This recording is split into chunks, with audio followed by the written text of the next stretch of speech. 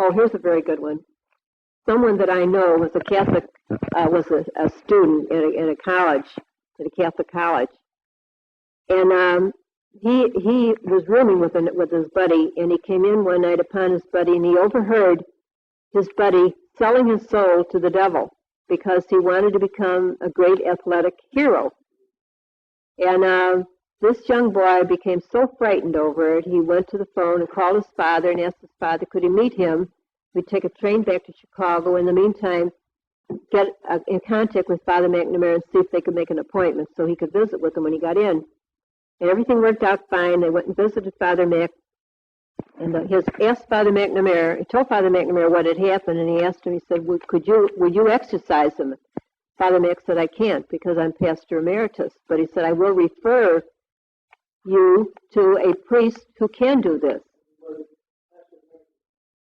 Yeah. But Father, and in regard to exorcism, aren't there certain priests that can only do that, in certain areas? Yeah. Yeah, well, see, he couldn't because he was emeritus.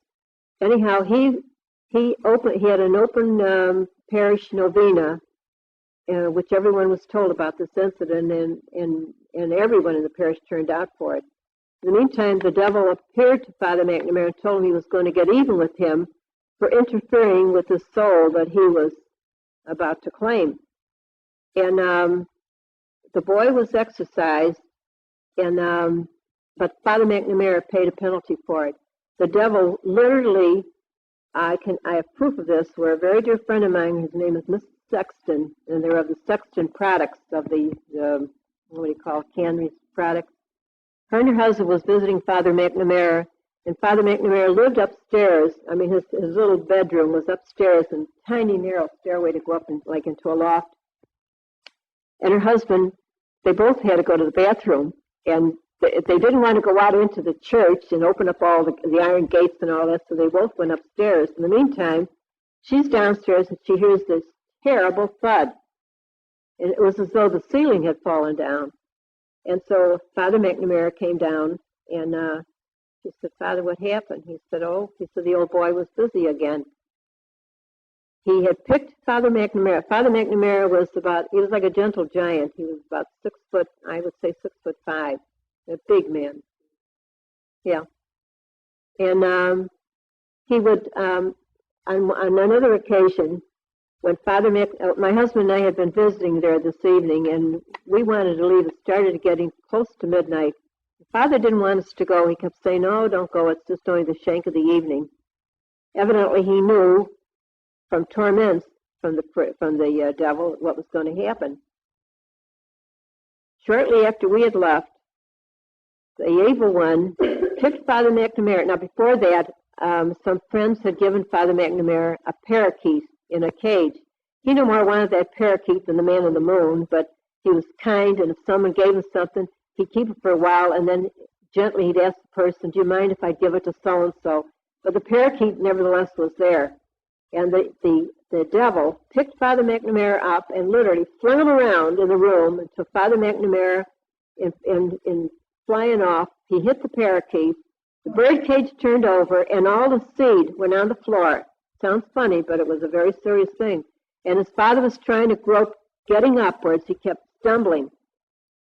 Now, this was shortly before Father McNamara died. Yeah, in the seed. And it was a parish priest who used to come up to Father McNamara every morning and bring up the mail to him. He found him on the floor, and he was laying there all night long, and he told him. He told my husband and I what had happened. Many times he would appear to him dressed as a real exotic dancer or something like that, or he'd come in posing as a poor soul who wanted to have a conversation with him, and then as soon as Father McNamara would pick up the crucifix, that's when he'd disappear. One time I brought someone there, a woman who I had earnestly thought was a good person because she was promoting a statue of the Blessed Mother. And she said she had what was called a weeping Madonna, and I thought it was the original one. Then I still don't know whether that was a true one or not, but she used my husband and I for the purpose of notoriety. And I got a hall for her to promote the rosary and scapulars and things like that. And I thought one day I asked her if she had met Father McNamara, and I made an appointment with her to take her there. And she reluctantly broke a couple of appointments, and finally this one day when I really set the time down and I picked her up, and we went up to Father Mac. And when we got up there, I felt like there was an iceberg in the room. There was the same warmth wasn't with Father McNamara as there was. I could always tell that when I was in his presence. He'd be telling different stories, and all of a sudden, he would almost be clamped tight, and you knew there was something wrong or somebody in that room that wasn't right. So I picked up the crucifix. No, I asked Father. I said, Father, would you mind if I give you the crucifix to let that woman venerate it? And when I picked up the crucifix and handed it to him, and as he gave it to her to venerate, she looked at it and she stared at it, and honestly, I really saw almost the face of an evil one in her. Her countenance just changed. She couldn't stand the crucifix. You know what Father McNamara said? He said to her, my dear, he said, that's just lipstick on there.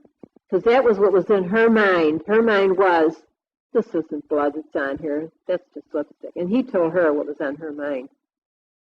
So I took her back, and then I found out that she wasn't the person that she was.